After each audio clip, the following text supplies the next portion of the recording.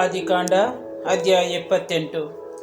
ಆಗ ಇಸಾಕನು ಯಾಕೋಬನನ್ನು ಕರೆದು, ನೀನು ಕಾನಾನ್ಯರ ಹೆಣ್ಣನ್ನು ಮದುವೆ ಮಾಡಿಕೊಳ್ಳಬೇಡ.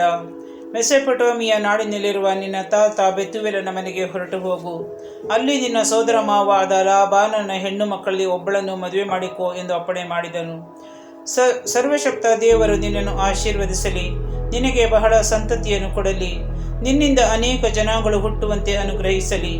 ದೇವರು ಅಬ್ರಹಾಮನಿಗೆ ಕೊಟ್ಟ ಆಶೀರ್ವಾದವನ್ನು ನಿನಗೂ ನಿನ್ನ ಸಂತತಿಗೂ ಕೊಡಲಿ. ನೀನು ಪ್ರವಾಸಿಯಾಗಿರುವ ಈ ನಾಡನ್ನು, ಅಂದರೆ ಅಬ್ರಹಾಮನಿಗೆ ದೇವರು ವಾಗ್ದಾನ ಮಾಡಿದ ಈ ನಾಡನ್ನು ನೀನು ಸ್ವಂತ ಸ್ವತ್ತಾಗಿಸಿಕೊಳ್ಳುವಂತಾಗಲಿ ಎಂದು ಹರಸಿ ಕಳುಹಿಸಿಬಿಟ್ಟನು. ಯಾಕೋಬನು ಮೆಸೊಪೊಟೇಮಿಯಾಗೆ ಹೊರಟು ಆದಾಮ್ಯನಾದ ಬೆತೂವೇಲನ ಮಗನೂ ಆದ ಯಾಕೋಬ ಮತ್ತು ಏಸಾವನಿಗೆ ತಾಯಿಯಾದ ರೆಬೆಕ್ಕಳಿಗೆ ಅಣ್ಣನೂ ಆಗಿದ್ದ ಲಾಬಾನನ ಬಳಿಗೆ ಹೋದನು. ಏಸಾವನಿಗೆ ಮತ್ತೊಬ್ಬ ಹೆಂಡತಿ.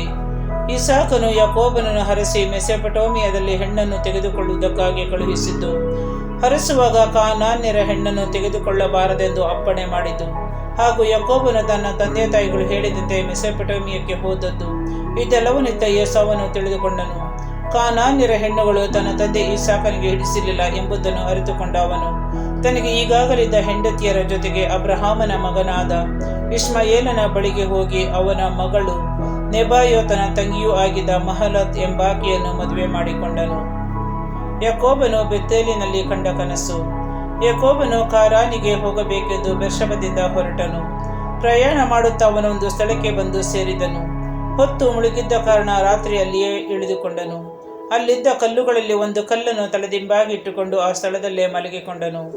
ಆ ರಾತ್ರಿ ಅವನಿಗೆ ಒಂದು ಕನಸು ಬಿತ್ತು. ಆ ಕನಸಿನಲ್ಲಿ ಒಂದು ನಿಚ್ಚಣಿಗೆ ನೆಲದ ಮೇಲೆ ನಿಂತಿತ್ತು. ಅದರ ತುದಿ ಆಕಾಶವನ್ನು ಮುಟ್ಟಿತ್ತು. ಅದರ ಮೇಲೆ ದೇವದೂತರು ಹತ್ತುತ್ತಾ ಇಳಿಯುತ್ತಾ ಇದ್ದರು. ಇದಲ್ಲದೆ ಸರ್ವೇಶ್ವರ ಸ್ವಾಮಿ ಅವನ ಬಳಿಯಲ್ಲೇ ನಿಂತು, ನಿನ್ನ ತಂದೆಯು ಅಬ್ರಹಾಮನ ದೇವರು ಇಸಾಕನ ದೇವರು ಆಗಿರುವ ಸರ್ವೇಶ್ವರ ನಾನೇ. ನೀನು ಮಲಗಿಕೊಂಡಿರುವ ಈ ನಾಡನ್ನು ನಿನಗೂ ನಿನ್ನ ಸಂತತಿಗೂ ಕೊಡುತ್ತೇನೆ. ನಿನ್ನ ಸಂತತಿ ಭೂಮಿಯ ಧೂಳಿನಂತೆ ಅಸಂಖ್ಯ ಆಗುವುದು. ನೀನು ಪೂರ್ವ ಪಶ್ಚಿಮ ದಕ್ಷಿಣೋತ್ತರ ದಿಕ್ಕುಗಳಿಗೆ ಹರಡಿಕೊಳ್ಳುವೆ. ನಿನ್ನ ಮುಖಾಂತರ ಹಾಗೂ ನಿನ್ನ ಸಂತತಿಯ ಮುಖಾಂತರ ಜಗದ ಎಲ್ಲ ರಾಷ್ಟ್ರಗಳು ಆಶೀರ್ವಾದ ಪಡೆಯುವವು. ಗಮನಿಸು, ನಾನು ನಿನ್ನೊಂದಿಗೆ ಇರುತ್ತೇನೆ. ನೀನು ಎಲ್ಲಿಗೆ ಹೋದರೂ ನಿನ್ನನ್ನು ಕಾಪಾಡಿ ಈ ನಾಡಿಗೆ ಮರಳಿ ಬರಮಾಡುತ್ತೇನೆ. ನಾನು ನಿನಗೆ ಹೇಳಿದ್ದನ್ನೆಲ್ಲ ನೆರವೇರಿಸದೆ ಬಿಡುವುದಿಲ್ಲ ಎಂದರು. ಯಾಕೋಬನು ನಿದ್ರೆಯಿಂದ ಎಚ್ಚೆತ್ತನು. ನಿಶ್ಚಯವಾಗಿ ಸರ್ವೇಶ್ವರ ಈ ಸ್ಥಳದಲ್ಲಿದ್ದಾರೆ.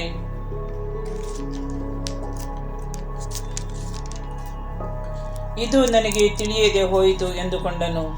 ಅಲ್ಲದೆ ಭಯಭಕ್ತಿಯಿಂದ ಇದು ಮಹಾ ಗಂಭೀರವಾದ ಸ್ಥಳ, ದೇವರ ಸ್ಥಾನವೇ ಹೊರತು ಬೇರೆಯಲ್ಲ, ಇದು ಪರಲೋಕದ ಬಾಗಿಲು ಎಂದನು.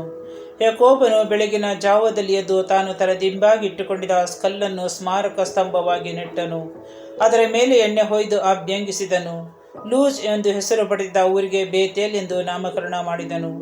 ಅದೂ ಅಲ್ಲದೆ ಅವನು ಹೀಗೆಂದು ಹರಕೆ ಮಾಡಿಕೊಂಡನು, ದೇವರು ನನ್ನ ಸಂಗಡವಿದ್ದು ನಾನು ಕೈಗೊಂಡ ಪ್ರಯಾಣದಲ್ಲಿ ನನ್ನನ್ನು ಕಾಪಾಡಿ ಹೊಟ್ಟೆಗೆ ಊಟವನ್ನು ಮೈಗೆ ಬಟ್ಟೆಯನ್ನು ಕೊಟ್ಟು ನನ್ನ ತಂದೆಯ ಮನೆಗೆ ಸುರಕ್ಷಿತವಾಗಿ ಮರಳಿ ಬರಮಾಡಿದರೆ ಸರ್ವೇಶ್ವರ ಸ್ವಾಮಿಯೇ ನನಗೆ ದೇವರು ಆಗುವರು. ನಾನು ಸ್ಮಾರಕ ಸ್ತಂಭವಾಗಿ ನೆಟ್ಟಿರುವ ಈ ಕಲ್ಲು ದೇವರ ಮನೆಯಾಗುವುದು. ಅದು ಮಾತ್ರವಲ್ಲ, ನೀವು ನನಗೆ ಕೊಡುವ ಎಲ್ಲ ಆಸ್ತಿ ಪಾಸ್ತಿಯಲ್ಲಿ 10ರಲ್ಲಿ 1 ಪಾಲನ್ನು ನಿಮಗೆ ಸಮರ್ಪಿಸುತ್ತೇನೆಂದು ಮಾತು ಕೊಡುತ್ತೇನೆ.